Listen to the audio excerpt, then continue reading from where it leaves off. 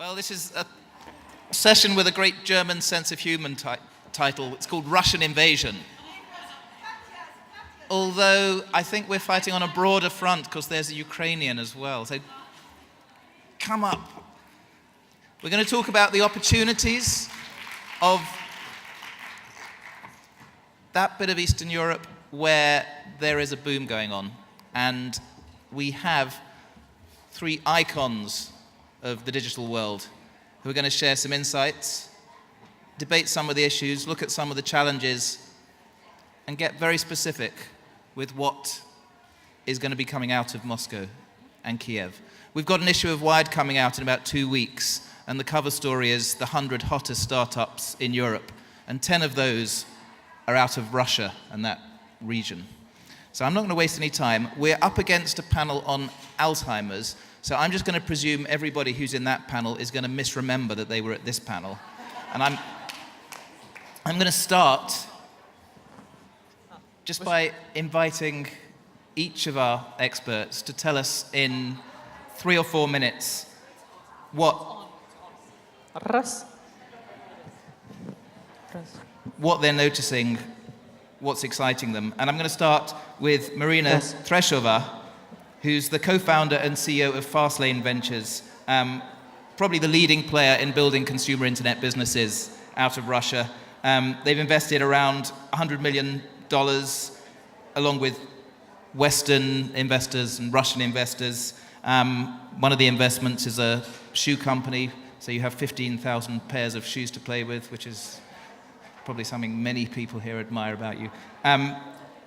Moved back from University of Washington in Seattle, so you've got some American insights. Marina, tell us what you're seeing at Fastlane. Good afternoon, ladies. Thank you for inviting and having us here. 2 years ago, Fastlane Ventures was formed. This is where 3 founders, 2 men entrepreneurs, serial entrepreneurs, French, German, and myself, Russian woman, decided to form the company with the primary vision of building internet companies in the consumer sphere in Russia only, because we believe that Russian consumers, and mostly Russian women, because they are much more active today already in the internet sphere, deserve to receive great, valuable products and services as any other woman around the world. It was a unique momentum, still is, when you have a tremendous amount of people online. It's just really increased. You know, in 2001, it was less than 6 million people in internet in Russia. Today is 70 million. We just overcame Germany with the number of internet users, and it is still penetration, less than 49% today. So we have a lot to go forward. So the broadband has been excessively developing outside of big cities. So there is a great potential. Yet there were not really any big businesses at that time in Russia. So there were only, I would say, a handful of the companies which were formed 10 years ago, and nothing else. So if you look on any developed country around the world, Europe, US, even China already today, you have in every single category in the consumer internet sphere at least 5, 6 big businesses. 2 years ago, there was nothing in Russia, really. You would barely find one company at most. So our idea was that we will launch ourselves, some of the companies, find the great co-founders who want to develop the business together with us, analyze also the models or whatever, whoever wants to present their companies to us, and then invest at the early stage, and also support the young entrepreneurs in a very heavy operational execution type of model at the first early stages of their development, because it's a young country and there is a lack of experience still today. So as a result of these 2 years, we have 20 companies, close to $100 million, which has been invested together with the leading Western and Russian VCs. And we have at least, in the plans, so 20 more to go forward. We did have a first exit already successful just after 18 months. So it proves the whole idea that Russia is a great country with a great potential. And we do hope that especially European investors and European companies would consider Russia as the primary market for expansion and for growing, because it's just around the corner. The Russian women think very much alike, and they want to get, as I said, access to all the best things which all of you have today in your lives. Don't forget that they like to spend, and this is the biggest difference, right? Definitely, a lot, yeah. So Marina, the exit that you had recently was the shoe company Sapato, which sold to Ozon. Name a couple of the other big companies that you've invested in. Well, we have, as I said, 19 of them. Most of them are still quite young because 11 of them were launched in 2011. But one of the good ones, which we believe has a really great potential, is another e-commerce. It's a sports and outdoor player, Haverest. There is a great opportunity for Russia specific, we believe, because we won finally the Olympics of 2014 and Football Cup in 2018. So there's a great amount of money that government is going to spend on the infrastructure building in Russia. So we think that something which were very strong back in Soviet times in sports, outdoor, is going to be building now in new Russia. And so we think that Russian consumers will spend more in that category. So it's another business which we are developing very successfully today. Remember those startups' names. Now over to Kiev in the Ukraine. Viktoriya Tigipko not only is managing director of the TA Venture Fund, which is around $50 million, but she also does things like organize the film festival in Odessa, where 100,000 people come and watch films, and runs a big IT entrepreneurship conference in Ukraine with 150 startups pitching and a couple of thousand people. But you're investing in e-commerce, mobile, consumer companies like Fantasy Shopper. So tell us the world as you see it. Thank you, everybody, and I would like to tell a couple of words about what are we doing. So I run the 50 million fund based in Luxembourg, but we are active in Ukraine and investing globally. So our strategy is to invest in mainly in consumer internet in different countries all over the world. And for 1 year, we have about 20 investments in different sectors. So mainly it's e-commerce, as I told, it's travel, it's subscription model startups, and many others. So they are located in Brazil, in US, in Germany, in Russia, in East Europe. So we're really focused to invest just in interesting startups. It doesn't matter where it is located.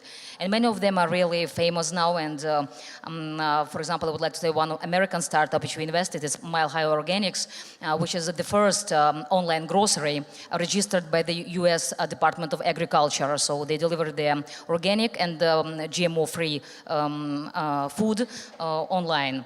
And there is another one, Fantasy Shopper. We invested together with the Excel, which is really doing good. It's gamification in e-commerce. It's a really interesting model. By the way, it started in Europe, not like usually the trend started in US, and then going 1 to year Europe, then 1 to year goes to Central and East Europe. So this is a little bit change of in trends. Then there are tailored platform, online platform, personalized platform for brides. Then online travel companies which sell the cheapest tickets for backpack travelers, etc., and many others. These are investments mainly on the early seed and early stage, and we invest with global super angels or angels, and also with the VC funds. And these investments we do not lead, so we are like passive investors first of all. What we do in Ukraine, so we build also the companies. In this we are like similar to Fastlane Ventures. We are building the companies ourselves, and all our teams work in Ukraine in sort of incubators, but we don't like these words, so it's more like project building. And we build usually one project per year, maximum 2. For example, our big success is the company we built startup exactly 1 year ago, 11th of July. It is the OTA, which addresses the Russian-speaking market, which is big, and maybe you know it's 350 million worldwide. And now we have 100 million turnover in run rate in 1 year, so this is a big success. We have 400 careers subscribed to the model, and also all the low cost, which is also good for our market. Then we have online also the company Hotel Scan. It's like Trivago clone, which is also doing good, and we are developing this business, and some other projects in mobile payments, also again in travel and in hotels. So this is what we build. So we invest about up to 5 million to each company ourselves, and after that we are looking for co-investment with them, with the funds. Thank you. There's a nice link between the Kremlin and the entrepreneurial scene happening in Moscow. It's called the Skolkovo Foundation, where government is working with investors and startups to try and create an entrepreneurial culture in a cluster. And Ekaterina Gaika is deputy director of the IT cluster for Skolkovo. Done lots of things previously, photographer for Vogue and Paris Match, set up a Russian TV channel. Katya, where does Skolkovo fit into the entrepreneurial world? Well, I'll tell you, for those of you who were in Moscow, and I believe, it's been a number of you, right? So you heard about Skolkovo. Can we put the presentation on on stage? So for those of you who haven't been in Moscow and haven't been at DLD Moscow, that know that Skolkovo was a partner, I would like to tell that Skolkovo is a government foundation. So we, a little bit a venture fund, a little bit a development organization. And also we are a real estate of some sort. So I don't know if you can see, but about 2 years ago, so we're pretty young, we're a startup ourselves, so we about a year and a half old. And in 2010, President Medvedev came up with an initiative to build the Silicon Valley of Russia, because he understands that we need to get off this dependency on oil and gas and need to capitalize on another resource that we have and have an abundance. It's human resources. And in November 2010, Skolkovo was created, and I started working there. So you see this picture, it was a green field, and literally it was a green field. So we planned to build actual physical space. And as of today, we have a first building already erected, and it's now almost finished. In September, we'll have a grand opening of some sort. And to tell you what's been done up to date in this last year and a half, it's we have about 500 startups now in our scope. Yeah, so they are in 5 different directions. It's nuclear, telco, IT, biomed, and what is that? And the space. But still, it's a big number of projects. We invested about 200. We actually committed to invest for the next 5 years about $200 million together with venture funds, with private investors. But Skolkovo is not only investing or building a physical space, even though the physical space is something that is the easiest to understand about us. So I just want to show you a few slides how Skolkovo is going to look like. So as of now, we exist in the virtual stage. So we have startups that work in their own space. We don't require them to move anywhere to actual physical Skolkovo that is nearby Moscow. But in 2014, when this construction started to be built up, and this is the first phase that's going to be finished in 2014, and I'm telling that with certainty because I know that we will. It's Russians like deadlines, so that's why we have Olympic Games, and we're building this impossible to, it's really hard to comprehend how much stuff has to be done, but because it's such a big responsibility, we know that we're going to be finishing it up. So in 2014, in Skolkovo is going to be G8 meeting. So this construction has to be in place, and it will be. Yeah, this is, it's like do or die attitude, so you understand. And even though now it's almost like a green field, but in 2014 this is what's going to look like, and this is the view of the whole Skolkovo place, how it's going to be in 2017. And by then, hopefully, we'll have not hopefully, but as of today, we have 500 projects, and the plan is to have 1,000 by 2014, so they can actually inhibit those. This is a technopark, actually. This is the first building that's going to be built for each cluster. You can see it here. Katya, what do Yes. companies get if they're accepted into Oh, these that's a buildings? good question. Thank you, David. So why Skolkovo and what do we provide? What's the difference from the Fast Line or from the TA Ventures? We are a government foundation and government organization, so we provide benefits as well as financial support. So the companies that become part of Skolkovo, they receive tax-reduced benefits such as zero profit tax for the next 10 years, zero VAT tax, and 1/4 of the all social payments of the social taxes. So basically out of 36, they pay only 16. So and of course, because we are a flagman of some sort of innovation in Russia, we are supported by political figures. And the PR that we receive and our companies receive and the support that they get, it's some sort of a stamp of approval. So it helps our companies a lot to understand how do that they there get is a in? Is Medvedev there a behind them. competition? Do they have to submit detailed Well, pitches? the idea was to create a very transparent system. So I myself and all my colleagues have nothing to do with accepting or rejecting companies from Skolkovo. We have this outside body of experts that make a decision anonymously. So it's a random selection process of the experts. We have about 100 for each cluster.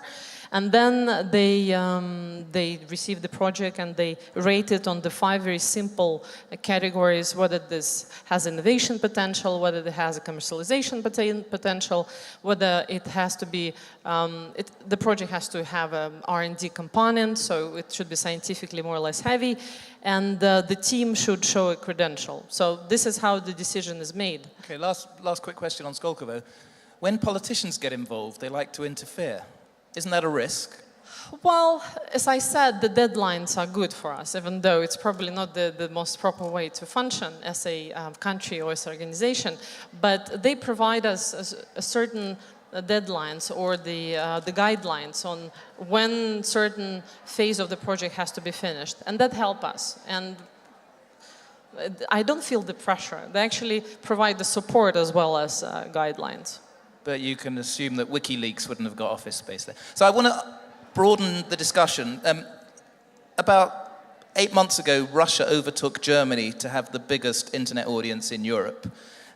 You got like 47% internet penetration, mobile phone penetration is about 160%. Yet, I'm sure most people here couldn't name very many big breakout Russian startups. So where is the Russian Spotify, the Russian Skype? Why are we not hearing about these companies? Can I answer this one? Have you heard about 2 biggest European companies? They are Russian. It's called Yandex and Mail.ru Group. So But they're not known that much outside Russia. I'm talking about globalizing. Well, they are doing it now. Well, starting Yandex at least, has entered Turkey and is planning to enter other markets as well. Yeah. The biggest challenge of our market, Russia, Ukraine, is that the companies which are there, they have to really to be oriented not only on our markets, also to European and globally. It's the biggest challenge, but really the big potential is in our market. So I just would like to give you some figures to understand where we are, Russia, Ukraine, in terms of internet penetration, growth of e-commerce, etc. So, for example, it's 20% growth in internet penetration year to year, and which gives us the big figure. So 47 in Russia and 45 in Ukraine internet penetration by now. E-commerce, it's tremendous growth. It's 80% plus year to year growth, 80%. It's not 18, it's 80% growth per year comparing to 30% in Russia. Then it's 30% of internet users using mobile for internet. Then 10% of population internet users in Ukraine purchases through mobile telephone, comparing to 20% in Russia. So the big and tremendous growth shows the big interest from the VCs to invest to our markets. And everything started. Ecosystem is changing dramatically. For example, in 1 year in Ukraine, 3 incubators appeared. And there is another not Skolkovo, but Bayoni Hill. We have also the big technopark project which started already and started to develop. It's 150 hectares with 900,000 square meters, which will be on the 2013-2014. So the region is primed to take off. But I'm wondering, Marina, you see, I think, 1,200 startup pitches every year, and I think you invest in probably 1% of those. Is it that most of them are not aiming high enough? Are they aiming at the local market rather than the global market? I think, just to answer your question, why is it that we don't have yet too many global companies? We have some. I mean, we have Evernote, which is using all around the world, billion valuation recently, around. So we have Parallels, the company which has started and launched out of Russia, and it's a global story today. But we just need to give it some time, and it's really is a very young industry, and it's just, you need to build infrastructure, ecosystem in order for the really entrepreneurs start to create some of the businesses which can be, and then also we are late. I mean, we are later than a lot of other markets. So I think the Russian consumer market gives just a great opportunity for today entrepreneurs and startups to concentrate on the local market because it's big enough. And I think it's not a bad thing, if you can really do a big company, but for the local market rather than really aiming immediately to do some globalization of the market. That's our belief. And also to add to this point, besides Parallels, Abby, and Kaspersky, probably heard about that one, which is a Russian company. For instance, I can provide you an example. So last year we went to Silicon Valley with the roadshow. We took 12 of our companies from IT cluster, brought them to Silicon Valley to meet investors, introduce them to community, to have a tour of the Microsoft, Googles, and Facebooks. And you would be surprised, we came there, unfortunate time when the Steve Jobs just passed away and left his legacy and left us with his some sort of will being a Siri. The 4S just been unfolded. And guess what? One of the projects that we brought, called Speak to It, was the only company that existed at the time, which was an alternative to Siri, but in the Android world. And it was a big wow factor in the Silicon Valley as well. So today, that company invested, Intel Capital invested into them, and they're growing. The number of downloads is just, it's, I don't know, like already millions. And this is the beginning. Marina is absolutely right. We've been, we came late to the game, but we are moving very fast. And which sectors do you see as having the greatest opportunity for growth? I mean, we're talking social gaming, are we talking e-commerce? E-commerce and mobile. E-commerce, but there are also some examples. For example, company Quick, which was bought by Skype 2011 for 100 million.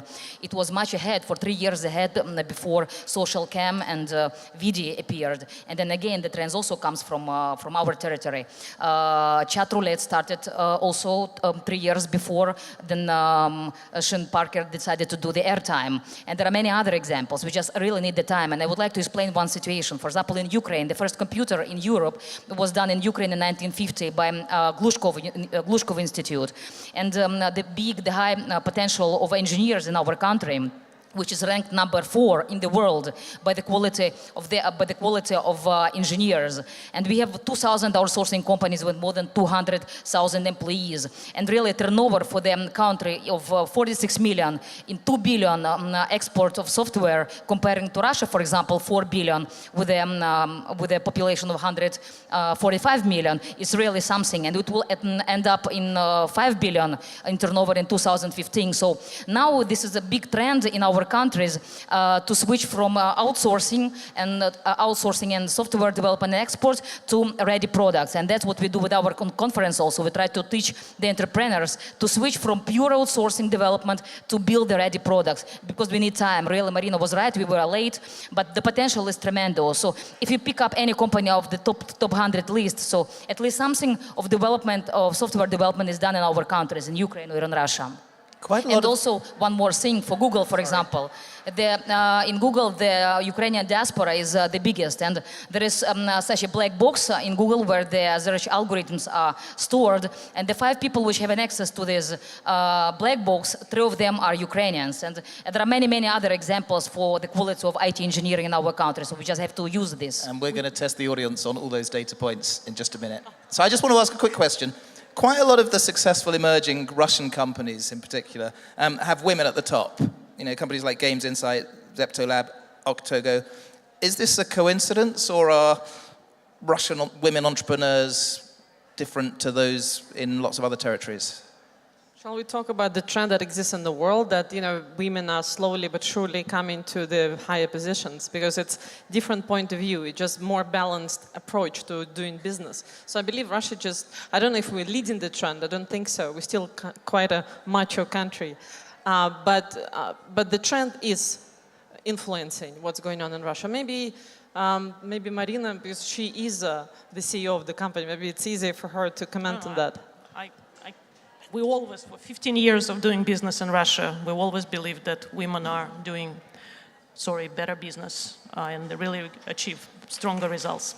But I have today in the company 60% of women working in Fastlane Ventures. I mean, it's not, I don't do it on purpose. It happens that they are better workers, more diligent.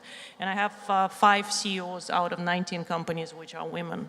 So, but it really will depend. I still think that there are great and a lot of great entrepreneurs are men, but we have some of the business models, especially as I mentioned, when they are driven to consumer, internet to consumers, and Russian consumers are more and more becoming women. I think it's natural for a woman to lead the company and really to provide the services or products for the consumers. Yeah. So we struggle at Wired Magazine to find UK founders who we can highlight who are women, because most of the companies that are getting investment, that are getting traction, are male-led. So what can the West learn from what you've achieved in giving women that empowerment?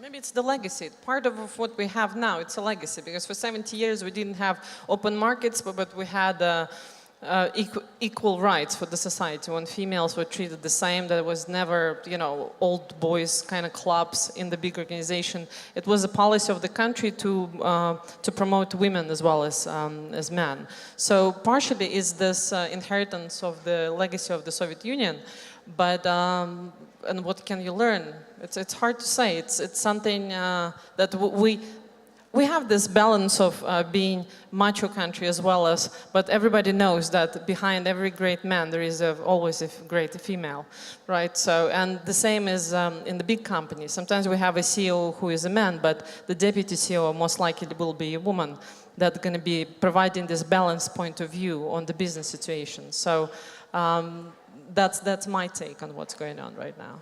And that's talking about the entrepreneur. Are the consumers different to those in other markets? Are Russian women buying things in a different way in, say, fashion online?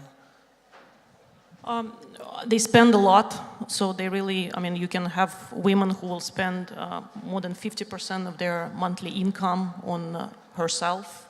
So I think it's a really very unique situation today, because there is still, a lot of them don't have a lot of credit, a lot of debts, so they can afford doing this.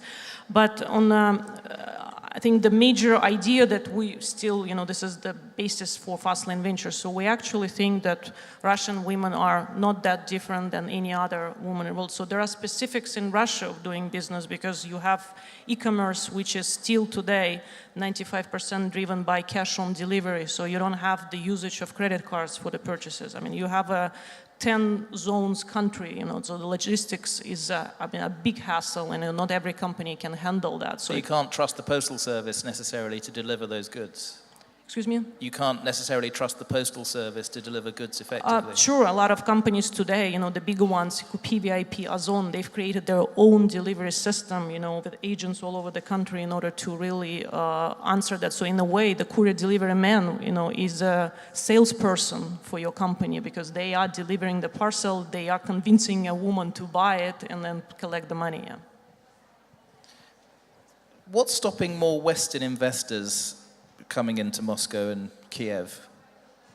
I think first of all, they're coming because the IT economy is growing, and the figures are really stunning for them. So e-commerce, as I told, is growing 80% per year, year to year, in Russia, in Ukraine, and a lot of smart people, talented people, which can be somehow invited to the companies, and a lot of talents, and which can be leveraged, and that's all makes our market really very interesting. And people are exploring internet, so we are a little bit behind, and that's why it's a lot of interest and attraction in internet, and people are really eager to spend more, especially in e-commerce, women and men, and women bring men. So this is also the tendency on our market, because women take a decision, and a lot of e-commerce platforms are built on that they first oriented on women, so fashion, etc. Then add some other verticals, and in other businesses like this also.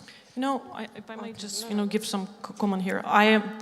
The major comment that I hear from any VC, because I speak to a lot of them around the world, is politics and the risks related to that. So, but what is good is that we actually trying to be more pragmatic and look at the figures, not just emotions. We, as Fastlane Ventures, did a big study for the past 6 months. We've analyzed the 2010 and 2011 investments in the Russian internet. So the figures speak for themselves. So it is improving. So we see more and more Western VCs investing. 2010, it was $220 million, which was invested in the Russian internet, not counting the public deals of Mail Group and Yandex.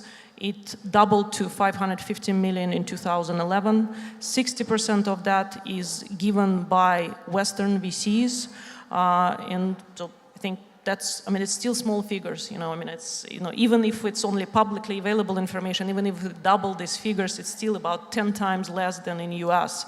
But still, it's a trend which is increasing quite significantly. And just to add to the same idea, Skolkovo say like a political guarantee of some sort.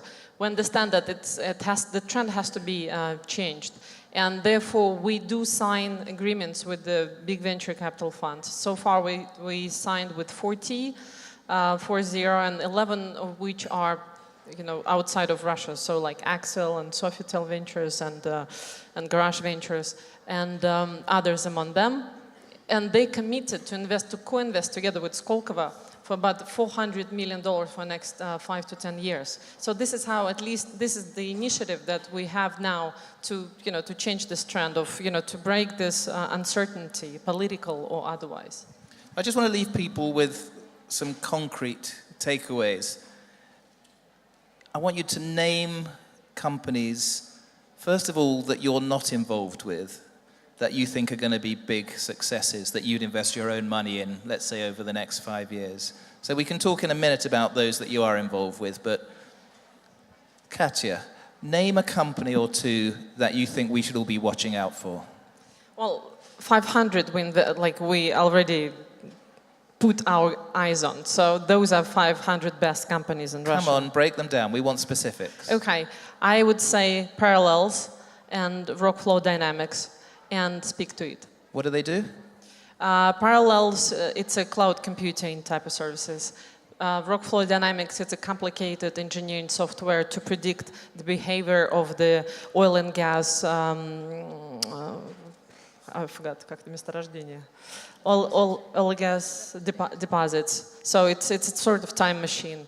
And the Speak to It, as I mentioned, it's a Siri type of thing. It's a voice recognition auto planner.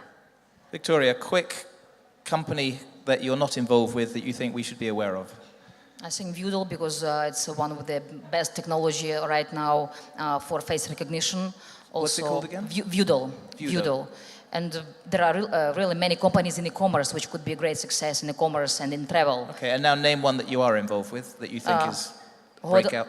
Hotelscan and Bravo Avia, so these companies will be great success also in travel and in search. Last investment tip, Marina. Kupi VIP, it's a private shopping club. It's Ozon, the biggest e-commerce player today, and Avito is the largest classifieds. I think all three of these will have the IPO in the next 2 years, for sure. They will reach billion-plus valuation. We bring you inside knowledge from one of the fastest growing markets. Please can we thank our great panel.